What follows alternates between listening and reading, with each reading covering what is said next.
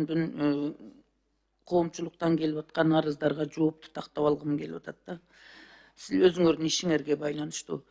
Урматтуу министр айым, айтсаңыз, ошол санариптик министрликте качан кадровый ушундай бир ашмалтайлар токтойт силердечи? Арыздаттануулар, бошогондорду кайрап келип жайгаштыруу, болгондо дагы сиз өзүңүз мамлекеттик тилди жакшы сүйлөй албай атасыз, түшүндүрүп айта албай, даже сүйлөгөн сөзүңүздү өзүңүз түшүнбөй атасыз. Ошол эле мезгилде эки расмий тилде сүйлөгөн орус улутундагы адамдарды эки адамды зам кылып алып атасыз. 4 замыңыз барбы? Анан кандай кылып иштейсиңер? Анан кантип силер мамлекеттик тилди иш жүзүнө ашырасыңар?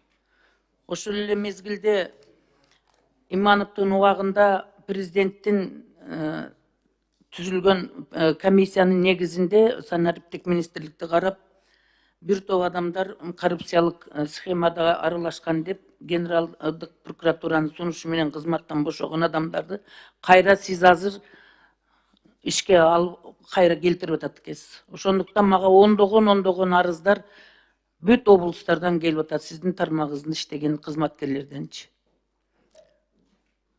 Сиз келгенде элдин бардыгы сүйүнүшкөн.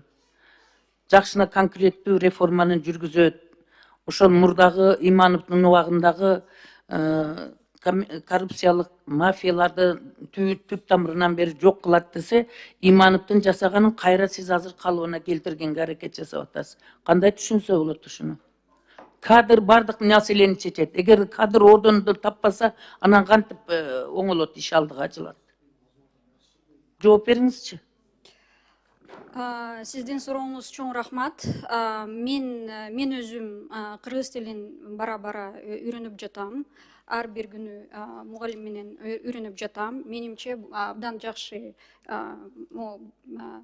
жакшы прогресс бар. Андан кийин менин орун басарларым дагы кыргыз тилин үйрөнүп жатат. Кадр маселеси бул азыркы учурда гана эмес, бул дайыма ар дайым кадр маселеси болду. Азыркы учурда биз кадр маселеси, кадр чөйрөсүндө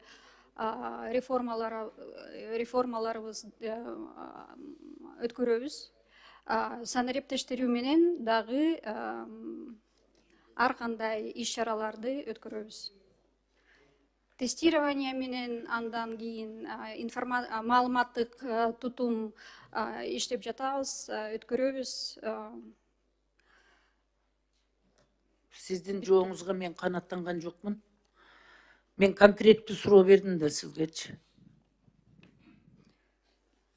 Мына өзгөчө Эсеналиева Элиза Кадырбековна дегендин үстүнөн мага WhatsApp'тан дагы келип атат, расмий түрдө кайрылуулар, жазуу түрүндө да келип атат, телефонда чалып атышат.